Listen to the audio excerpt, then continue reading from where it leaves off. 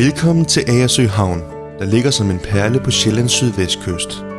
Agersø er en af Storebælts smukkeste øer, med et roligt og uspoleret samfund og med en spændende natur, hvor havnen er omdrejningspunktet for gæster til øen. Lad os vise dig, hvorledes du indsejler til Agersø Havn. Der er ikke mange besværligheder eller udfordringer ved at indsejle eller lægge til i Agersø Havn. Sagt på en anden måde, alle kan besejle den smukke ø på Sjællands sydvestkyst. Du kan sejle lige ind fra Agersø Sund til anduvningsbøjen uden for havnen. Lidt nordfor ligger færgehavnen.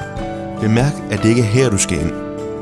Når du sejler ind mod Agersø, skal du have molen med det grønne fyr på din styrbord side, når du kommer til indsejlingen.